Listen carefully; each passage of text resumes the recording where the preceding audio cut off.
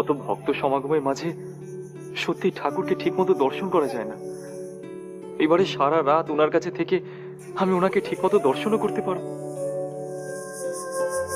কি আছে ওই গেও মানুষটার মধ্যে?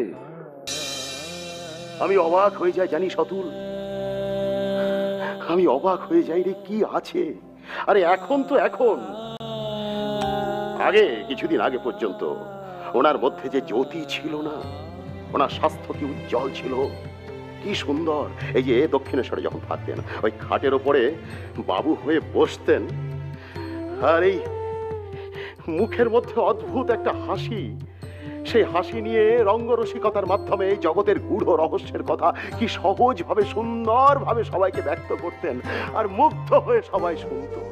আহা, মানে ওই ওই ওই ওই সেই জগতে, মানে বুঝতে পারছিস তো আমি কোন জগতের কথা বলছি?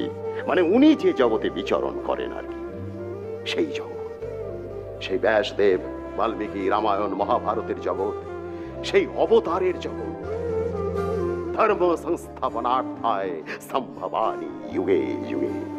তার মানে আপনার অবতারের জগতের কথা বলছেন? মানে ঠাকুর অবতার?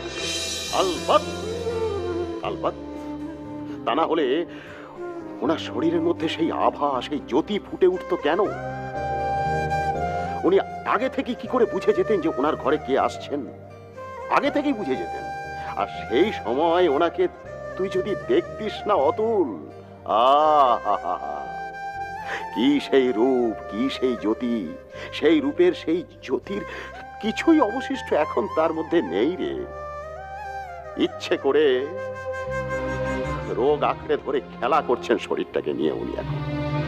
আমি অত শত জানি না দাদা, ঠাকুর মানুষ না অবতার আপনার সেই বিশ্বাসে আমার কোনো মাথা ব্যথা নেই।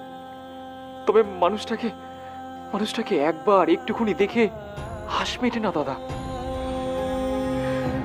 আচ্ছা অতুল, তুই কি পারবি, মানে নরেন্দ্রের মতন ঠাকুরকে সেবা করতে পারবি? পারবো দাদা, আমি পারবো। দেখ, নরেনরা যা করে সেটা কিন্তু ঠিক সেবা নয়। সেবা নয়? তবে কি? পুজো। পুজো। আসলে আমরা তো দেবতাকে তার আসনে বসিয়ে পুজো করবার সময় দেবতাকেই ভুলে যাই। আসলে আমরা পুজোতে মেতে উঠি, মানে সেইভাবে বলতে গেলে আমরা নকল আরাধনা করি, নকল আরাধনা। কিন্তু ঠাকুর তার নিজের শরীরটা দিয়ে ওনাদের শেখাচ্ছেন, নরেন্দ্রের শেখাচ্ছেন যে আসল দেব পুজো কি। দেব পুজো আসলে হলো সেবা পুজো, আর সেই সেবা